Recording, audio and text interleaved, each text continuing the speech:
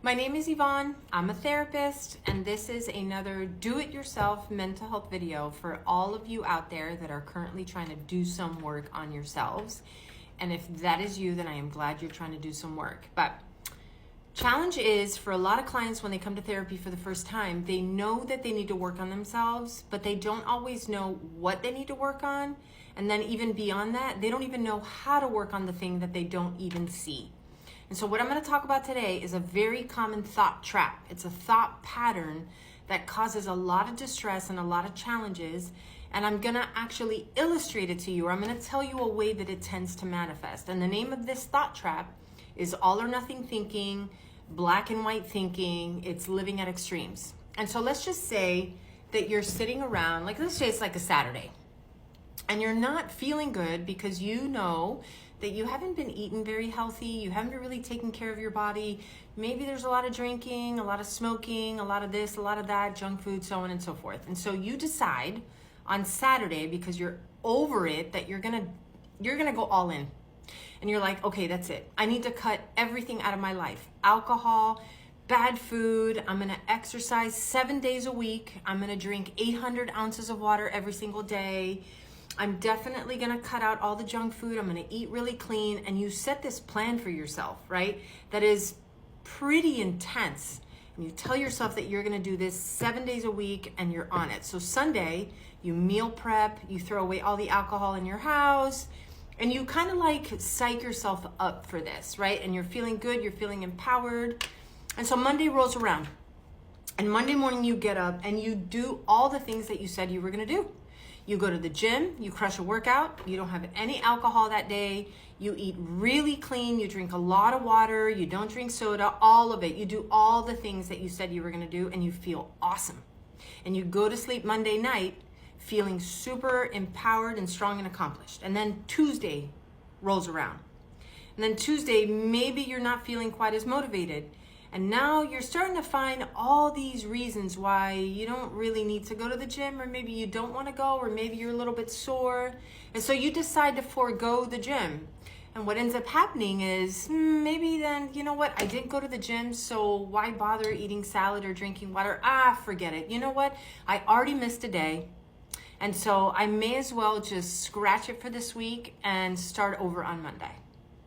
I am guessing that some of you watching this video are going, oh my God, that is so me. I totally do that. Well, guess what? I did that too. I'm not perfect. And so I understand. And this is very much so like that kind of all or nothing thinking. This is a great example. Another example is just as it relates to alcohol. And I've seen this a lot and I've experienced it, which is I'm either not going to drink at all, like nothing ever, ever, ever. I just go completely dry.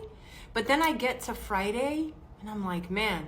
And so you open a bottle of wine, but instead of having just one glass, you're like, well, I already have one glass. I may as well just like have the whole bottle, right? And so this again is another example. An even more common thing that I see is actually with social stuff, right?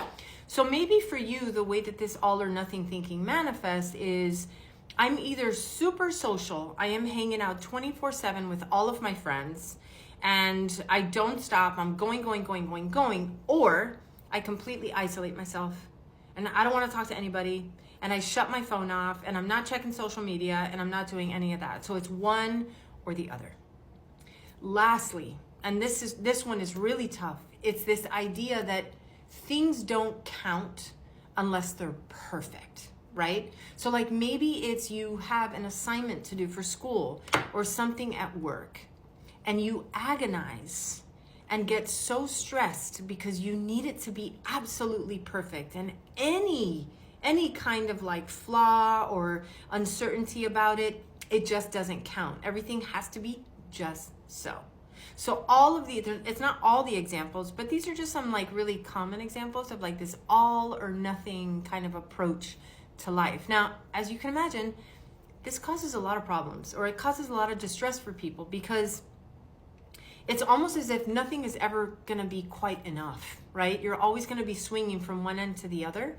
And it makes it very difficult for you to live in a space where things are kind of like in the middle, where it doesn't have to be all this or all that. And like when I say in the middle, it makes it really difficult, say, to skip Tuesday as your workout and then go Wednesday. It's almost as if you always get a flat tire, and instead of fixing the flat tire, you just slash the other 3. That doesn't make any sense, right?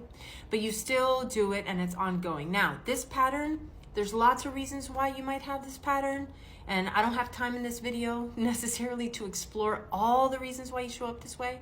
But I can say this, what I've seen as a therapist, what is very common, is that this is an inherited thought pattern. I've had a lot of situations where people actually, when they think about it, they're like, oh yeah, you know, like my mom is actually like that. And now that I think about it, so is my dad. And so know that oftentimes this is something that you learn. And then the other thing is a thought pattern like this at the end of the day is meant to avoid discomfort. And discomfort is the uncertain. Discomfort is in the middle. Discomfort is in the gray. So I need things to be very certain, okay? Now, you don't have to live this way. And so if there's something that you want to do to kind of, quote, work on this, please know that this is not something that you tackle all at once over the top. You don't go all in to fix this. That's just perpetuating the same pattern. Because you have to identify one area of your life, one thing, and take a baby step, right? So if your thing, let's just say is your thing, what you notice, it's the whole fitness thing or the health and wellness thing, is that you tend to slash all 3 tires instead of just fixing that one flat tire. Maybe a baby step for you isn't necessarily that you change it, but that you just become aware of it. Like, oh, wow, I could see my, okay, that could be your baby step. That could be, you made a little bit of progress. Or maybe it's that you even start thinking about what the middle would actually look like. It's just entertain the middle. Maybe that's a little bit of progress for you, but it requires taking steps. Now just know that no matter what it is that you do, just make sure that whatever step you take causes discomfort and makes you really uncomfortable. Like that is the whole point of doing work. And I've said this in other videos, if you're not uncomfortable, you're not doing the work. And so if your baby step doesn't cause you any discomfort, it's not enough of a step. Take maybe a bigger step. Take a toddler step instead of a baby step.